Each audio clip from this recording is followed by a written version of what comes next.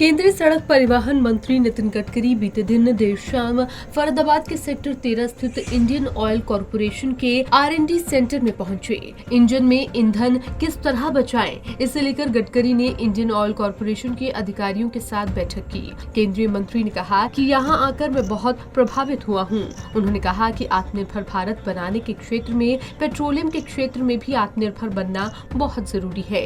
अलग अलग प्रकार की जो रिसर्च हुई है वो भविष्य में काफी उपयोगी होंगी। ये प्लांट तेल और गैस के क्षेत्र में पूरी दुनिया में सबसे ज्यादा रिसर्च कार्य कर रहा है। यहाँ दौरा करने का मकसद प्लांट की क्षमता को देखना है। उन्होंने कहा कि इथेनॉल बनाने में ये प्लांट बेहतर कार्य कर रहा है, इसके और ज्यादा प्रयोग पर बल देना होगा। उन्होंने कार्बन डाइऑक्साइड गैस को इस्तेमाल किए जाने वाले उत्पाद में बदलने पर रिसर्च करने को कहा। प्लांट में भ्रमण के दौरान उन्होंने ग्रीन हाइड्रोजन बनाने की तकनीक के बारे में जानकारी ली। उन्होंने प्लांट द्वारा बनाए गए सोलर कूलर का भी निरीक्षण किया। उन्होंने इंडियन ऑयल के अधिकारियों से आह्वान किया कि वो बिटुमेन के लिए और ज्यादा काम करें। सड़क निर्माण में कंक्रीट रोड पर भी 1 इंच बिटुमेन डालकर बनाया जाए ताकि उनकी गुणवत्ता बेहतर हो।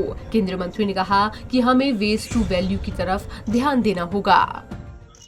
आज मुझे इंडियन ऑयल के रिसर्च इंस्टीट्यूट को देखने का मौका मिला। मैं बहुत प्रभावित हुआ हूँ क्योंकि आत्मनिर्भर भारत बनाने के लक्ष्य में हमें पेट्रोलियम की दृष्टि से भी आत्मनिर्भर बनना बहुत ही आवश्यक है। अलग अलग प्रकार का जो रिसर्च हुआ है वो भविष्य में बहुत उपयोगी है। विशेष रूप से कार्बन डाइऑक्साइड में जो काम हुआ है उससे निश्चित रूप में देश को पोल्यूशन से राहत मिल सकती है। उसके अलावा जो पेट्रोलियम के अनेक प्रोडक्ट्स हैं उनके ऊपर भी जो काम हुआ है और लगातार रिसर्च हो रहा है और आगे इसका एक्सपेंशन हो रहा है, ये देश के भविष्य में बहुत उपयोगी होगा। मैं यहाँ के काफ़ी रिसर्च से प्रभावित हुआ हूँ और राम कुमार जी जो यहाँ के डायरेक्टर हैं उनको ये अच्छे कार्य के लिए मैं बहुत बहुत शुभकामनाएं और शुभेच्छाएँ देता हूँ।